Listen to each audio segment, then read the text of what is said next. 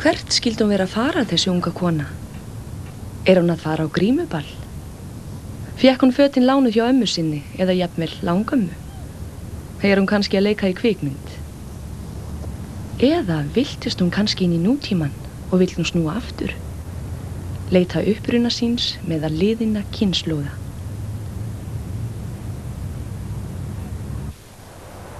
Austarlega í nútímalegu borgarlandslagi Reykjavíkur staður þar sem fortíðin lifir í samhljómi við nútíman.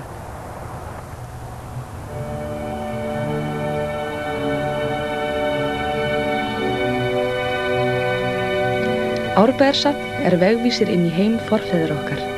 Þar finnum við brot af sögu þeirra sem leiðir okkar saga, húsagerð, lífshætti og verkmenningu. Árbæjarsafn var stofnað 1957 og síðar var það sameinað Minjasafni Reykjavíkur. Markmið þess að kanna og kynna íslenska menningarsögu, einkum sögu Reykjavíkur. Það byggt upp í kringum býlið Árbæ sem fyrst getið í heimildum árið 1464. Framan af öldinni var Árbær fjölsóttur veitinga- og gististaður, enda lá þjóðvegurinn austur fyrir fjall rétt neðan við túngarðinn. Skammt frá Árbæ stendur Árbæjarkirkja sem reist var 1842 að Silfrastöðum í Skagafirði. Þetta timburkirkja, klædd torfi og grjóti og gott dæmi torfkirkjur eins og þær voru á 19. öld. Andspænis kirkjunni stendur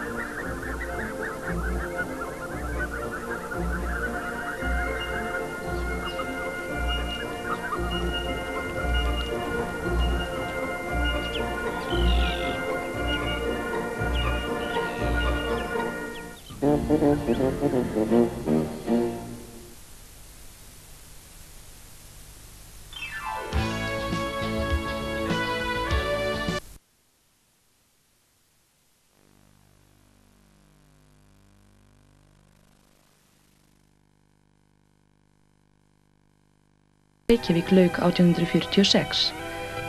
Skammt frá því stendur Hábær frá árinu 1867.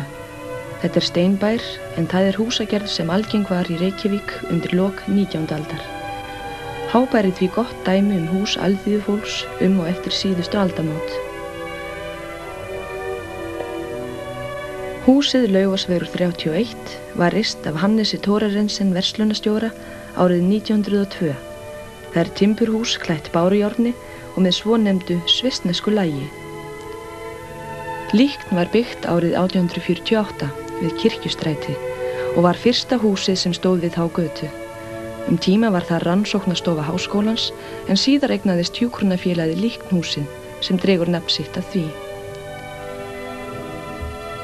Prófessorshúsið reis árið 1907 sem íbúðarhús yfirlæknis geðvikarahælisins á Kleppi.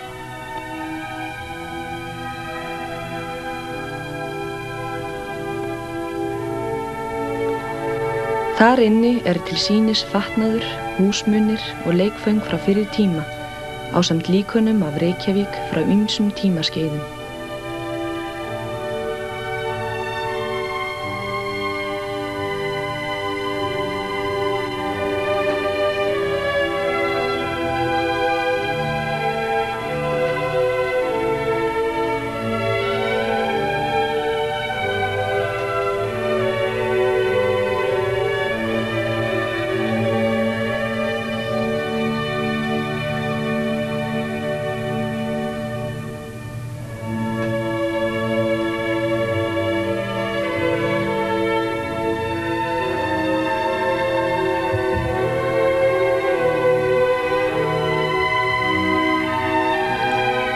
Í miðhúsi getur einnig að líta ýmsa hluti frá árdögum tæknivæðingar landsmanna.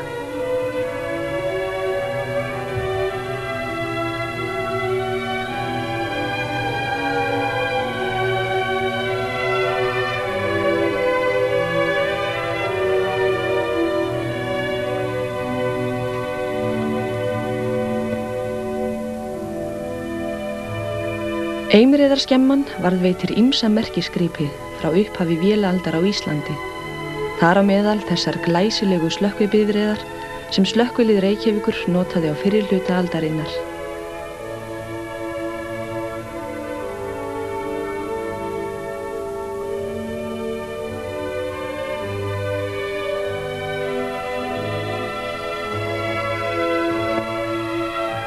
Eimreiðin Pioneer var önnur tveggja gufuknúinna dráttarvagna sem fluttir voru hingað til lands þegar gerð Reykjavíkurhafnar hófst árið 1913 og flutti grjót og möl til hafnargerðarinnar frá Öskjuhlíð.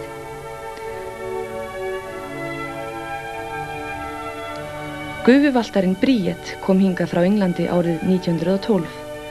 Manna á meðal var valtari þessi nefndur Bríet og jafnvel Knútsdóttir, eftir þeim Bríeti Bjarnhéðinsdóttur og Knút Simsen bæjarstjóra sem barist höfðu fyrir að fá hann keyptan. Hann var lengi notaður við gatnagerð í Reykjavík.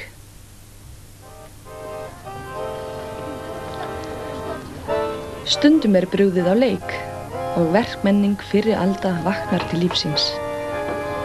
Þá iðar Árbæjarsafn af lífi og fjöri og gestir fá innsýn í dagleg störf fyrir tíma. Hér er fengist við tréskurð af mikilli kunst.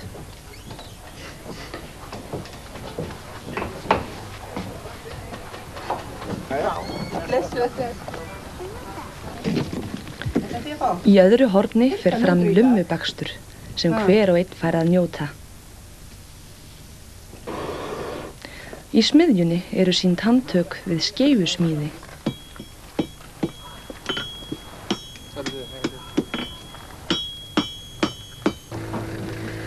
Og í eldhúsi Árbæjar er mjólkurvinna í fullum gangi.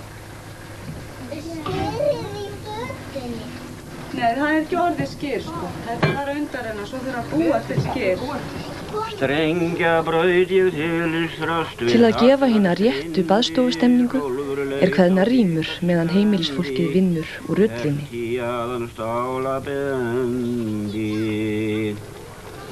Og bríður hart sem hrykkir hems af álmi, stöðvar essið stála viður, steig á hold af járnum niður. Hjálminn þrífur hausi af og róls og kveður, þekkti Vilhjálm þrælinn arma, sundur vitur hnikars bjarma. Það þurfti þá að skaffa gerfi? Já. Þegar þið séum nú svo skeiðföt, þá eru ófróð.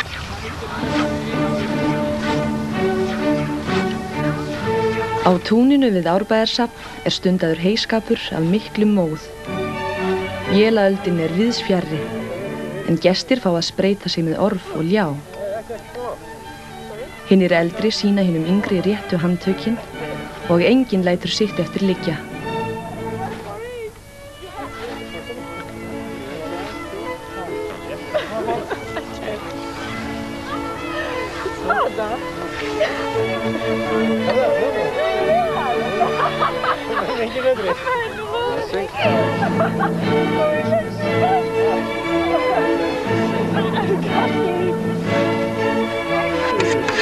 Í bók sinni Íslenskir þjóðhættir segir Jónas frá Hrafnagili meðal annars svo frá. Konur höfðu það starf og hafa enn að raka á eftir piltunum. Ekki var piltunum vel við það að þær væri mjög nærri þeim í slægjunni, kunnu betur við ef það væri til töluverð ljá. En stúlkunar voru aftur á móti ekki með hýrri há ef ljáin var mikil.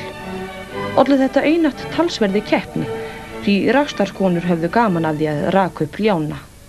Og best þótti þeim að þær gátu sópa skáran svo að segja af ljánum hjá þeim. Þetta kölluðu þær að raka þá upp að rassi, skeina rassin á þeim eða gelda þá. Já, þótti sláttumannum ærið illt að sæta því og höfðu það þá til að mölva hrífurnar hjá rekstarkonunum ef þær gerðust of nærgöngular eða slæma ljánum á tindana og gersópa þeim í burtu. En ekki er víst að húsbændunum hafi líka það sem best að þurfa að fara að búa út nýjar hrífur þess vegna.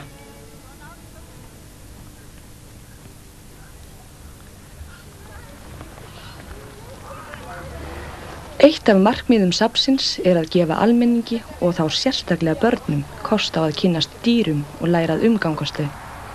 Og hér taka myndir orðum fram.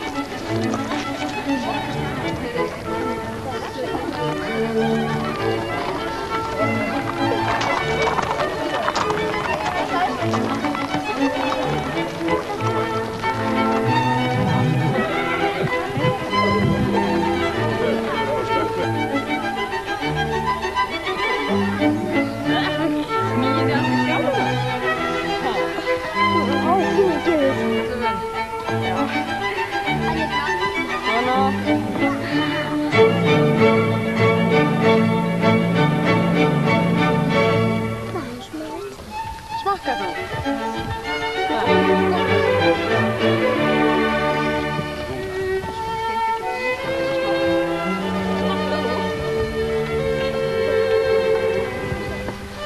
Er hún góð, Lilli?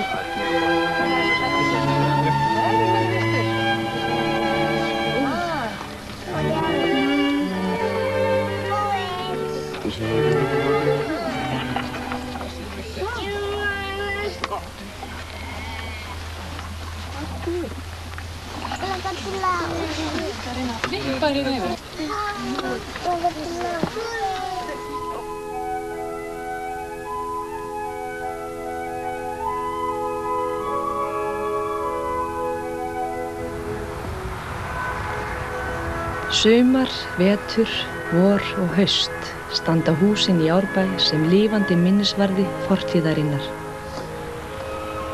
Af heimsókn þangað má bæði hafa gagn og gaman, því það er hverjum manni hollt að vita sögu sína og uppruna.